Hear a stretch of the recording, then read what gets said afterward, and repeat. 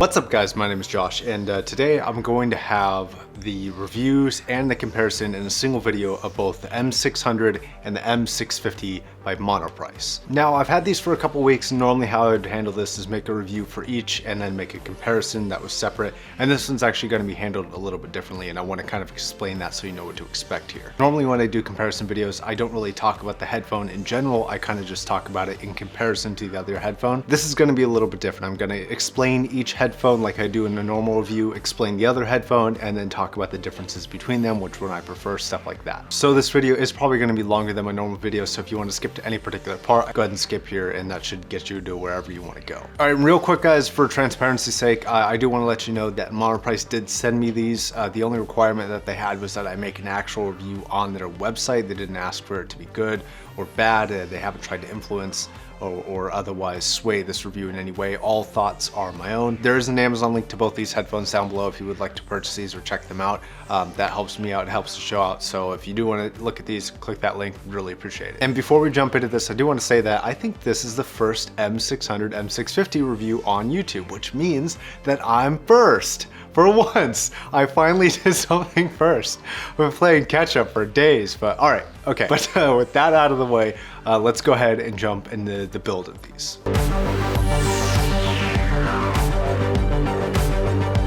Now in pictures, nobody will blame you for mistaking that these are exactly the same headphone. The main difference between these two for build is actually that the 650s are slightly, ever so slightly larger than the M600s. About a ½ inch in diameter. They do use the same 50mm driver. It just seems that it's been retuned. In fact, they are very, very similar in terms of power. We'll get to that in a second. So overall, both these headphones are fairly well built. I would say that they are better built than the M1060, but not quite as well built as the M560. They do have quite a thick and heavy headband. The ear cups on the M600, they really fit kind of barely around your ear. Honestly, I would consider these a hybrid between around ear and on ear, just depending on your ear size. I have smaller size ears, and these fit perfectly around my ears. But any deviation in movement, or if I had slightly larger ears or really larger ears, these would definitely be on my ears. So factor that in the equation. Another thing that I found particularly interesting about the fit was that on pretty much every headphone, I wear about the medium size. And on these headphones, on both the M650 and the 600, the extension arm is all the way to the bottom, and both are actually resting on top of my ears. So if you have a smaller head than a medium, then these are definitely going to be actually probably sitting a little bit too low. It actually wasn't as noticeable on the 600, but it was definitely more noticeable and definitely more sitting kind of on top of my ear on the M650. Now, an important thing to note about this is that for me, it wasn't really uncomfortable. I felt it, but it didn't really bug my ears too much. My ears are pretty robust. I don't really feel a lot of pain in them that much. But this is definitely going to be a personal thing, and this is going to go case by case. So what doesn't bug me may bug the crap out of you. Now, a couple other things regarding build is that you do get a carrying case with this. It comes in a nice box. It does come with an extra pair of velour pads. In this testing, and I'll talk more about the reasons why in the sound portion of this review, but in this testing, I am using the leather pads that they have. I think they're pleather, but they call them leather on their website. They certainly don't smell like leather, but maybe they're just really heavily processed, I don't know. And then it comes with a dual-sided 2.5mm in, and it terminates to a 3.5mm output that kind of has a screw that looks like it would come with a 1/4-inch adapter that would screw on like this, but doesn't actually come with that 1/4-inch adapter, at least on my units. Something that was weird, where I feel like they could have done it, but they didn't, and I'm like, why not, you know? Now, I would also say that these were more targeted towards mobile use, but they are open back, which isn't a very mobile-friendly design, and they also have a longer cable than what I would consider to be a mobile-friendly design. It measures about 6.5 to 7 feet, because you're gonna have to coil it up, stick it in your pocket. Not too many people really want to do that. Okay, now on to one kind of major issue I had with the build so far was that on this arm piece, as you can see here, the paint has actually started to chip away and exposes this copper color underneath. And it's important to note about all of this build and everything that comes with this case is that I don't know if this is a final product or if this is a prototype. So they may have changed the metal, they may have changed whatever material is underneath there, or they may not. Personally, for Monoprice, I think this is a pretty big misstep. Making this like aluminum or a matching color would not have been that difficult, and if you're gonna have paint that chips relatively easily, it's gonna be a lot more noticeable. And I wish they would have either changed for a more robust paint, a different type of metal, to make it a little bit less obvious when it does chip, if it's gonna chip this easily. Mine actually arrived chipped, so I can't speak on if it's going to chip easily, but I can tell you that once it starts chipping, this started as a very small kind of speck and then just kind of extended out through my use from there. And I've been babying these and trying not to break anything or make that get any bigger than it already is. There are a couple things on the build that I like. The hinges, where the hinges are for the actual ear cups, there's these little kind of really either soft plastic or hard rubber grommets that are in there. And I found that when you're actually laying them on a desk, that's exactly where these headphones rest, which means you're not going to scratch up either the metal or your desk. I don't know if that was on purpose, but it's there. I appreciate it. I wish more headphones would consider the wear and tear of putting it down, picking it up, putting it down. And if they did that on purpose, good on them. If not, well, just own it and pretend that you thought of it. All right, now that the build is out of the way, let's go ahead and jump into the power requirements of both of these. Now with the power requirements, you are using the same driver. They have very similar specs with a slight difference in the sensitivity. They both run about 64 ohms of impedance, and the 600 has a sensitivity of 98 decibels. The 650 has a sensitivity of 100 decibels. So you can run them approximately off the same volume. You could run these off of a phone, no problem, but as usual with most headphones, you're only gonna see benefits from using an amplifier. I do recommend an amplifier, but it is not necessary. That being said, let's go ahead and jump into the sound, and that's really where these actually start to separate quite a bit. So like I mentioned before, I'm going to be using the leather pads for this review in comparison. Now, why am I doing that? Well, personally, I felt that pretty much on every song, with the exception of a few, the velour pads seemed very, very thin. On certain tracks here and there, they made the headphones seem a little bit more alive. In general, I felt they got better performance for what they're made for with the leather pads. And the main sonic differences that you got while switching to the velour was you had a little bit more presence than the highs, while sacrificing pretty much everything else except for another small benefit with soundstage. But we'll get more into this in a second, but they do actually have pretty good soundstage either way. Okay, so for treble, that's not really a strong point of either of these headphones. Actually, I would kind of definitely call these headphones a warm, somewhat wide sounding headphone. They go pretty far out in soundstage. They have very good imaging, and they're definitely bassier and lower mid-range headphones. That's really what these do. For treble though, I found the 600 to be muddy, very unimpressive, not very detailed, didn't really have a lot of impact or crispness behind the highs. And actually on the 600, it was a little bit inconsistent. Sometimes with the treble, I would get kind of peaks in weird areas where I wasn't expecting them, and then it would spike for a second, then go back down.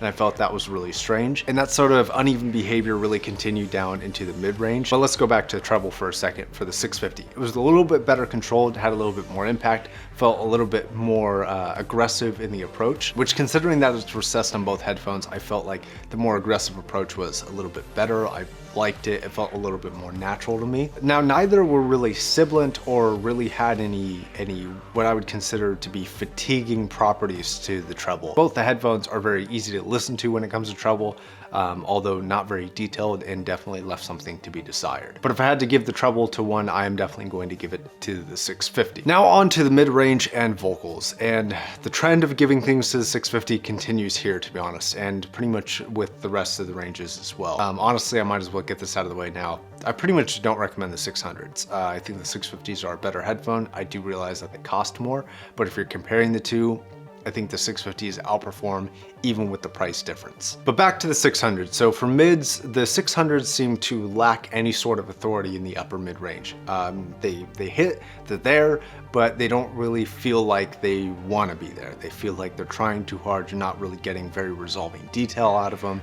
You don't really feel like you're getting much in terms of feedback from the headphone in that area. That differs from the 650, which does feel a little bit more alive in the upper mid ranges. Vocals seem a little bit more natural, especially female vocals. They come across with a bit more authority, a bit more texture, and a bit more liveliness and body to the female vocals. And when it comes to the lower mid-range, actually both perform really well. Like I said, this is a warmer sounding headphone, and I felt that male vocals and deep notes, you know, guitars, deeper electronic notes, things like that were really well suited for this headphone. Although, again, I keep saying this, but it's kind of true. Nothing really felt extremely detailed or very like etched out. And that's something that I personally really look for. These are a very smooth sounding headphone, but I would say it's to the point of being more of a deficit and a problem rather than being a benefit. Now with the vocals for both, I'm going to describe them as being not particularly impressive, but also not unimpressive. They left a little bit to be desired, but I didn't feel completely unsatisfied. Now for the bass for both of these. In terms of amount, I would say that the 600 actually feels like it has a little bit more. It's probably due to the smaller chamber that it's working with.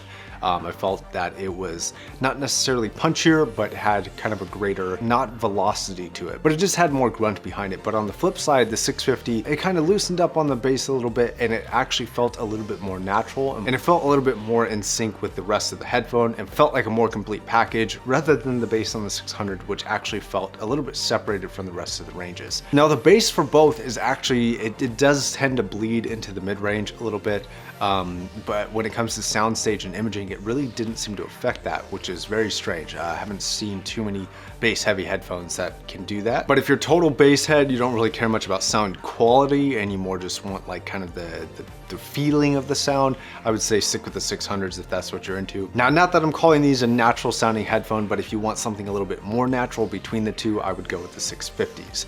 Now on to imaging and soundstage. Surprisingly, really good. I thought these were absolutely excellent. I will say that they don't do center imaging very well. They're not extremely pinpoint accurate in the center, but as soon as it starts to go out past, I would say, I don't know, the first like 10 degrees on both sides, it started to tighten up quite a bit. And the imaging on the sides was excellent. Soundstage was also very good. And with the bass with this actually made for a really odd gaming headphone where you could have this very pleasurable bass where explosions felt impactful and they felt real. But you also get this really good soundstage and imaging where you are totally able to locate anybody anywhere, behind you, in front of you, to the left of you, to the right of you. It really didn't matter. Guns, explosions, tanks, anything like that, especially for FPS, these were actually really not only pleasant to listen to, but they weren't fatiguing because of the reduction in the highs. And honestly, I did feel like they were able to give me more of an advantage than a disadvantage than your average pair of headphones. Are they 668B killers? No, but it also depends on what you like. If you like more bass and you want like kind of half pleasure, half more competitive, then honestly, this is not a bad option. This might be something worth looking into. And I think this leads me into the conclusion of this headphone.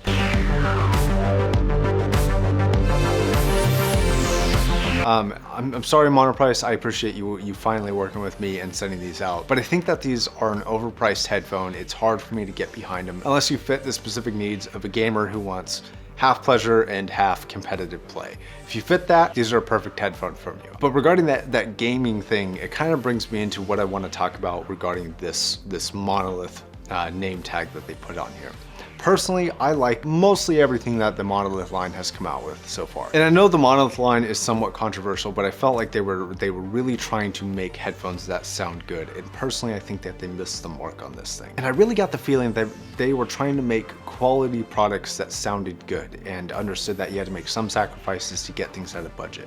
Thought they did great with the 560. I thought they did great in terms of sound quality with the M1060. I like the K-Bosses a lot, but I feel like the M600 and the 650 really don't belong in the Monolith line. Maybe as a standard, average consumer pair of headphones, sure, because that's kind of what they sound like, just an average consumer pair of headphones. But personally, are they a horrible pair of headphones? No, not at all. They have excellent imaging, excellent soundstage. And when I say excellent, I mean like for $150, I think they're excellent. Overall, are they worth the price tag? I would say they probably need about a 15 to 20% reduction in price for me to really recommend them. I think they're a little bit overpriced, but I'm sorry to say I can't really recommend these headphones. But if you want to check them out, or if the way I described it sounds like something you're into, audio is all personal. This is just my opinion of this. Opinion may be completely different. If you have any experience with these whatsoever, leave it in the comment section down below. I would love to hear it. All right, guys, until the next video, I'll catch you guys in the next one. Thank you very much for watching. Subscribe if you're not already. I do new videos every single day, and I'll see you in the next video.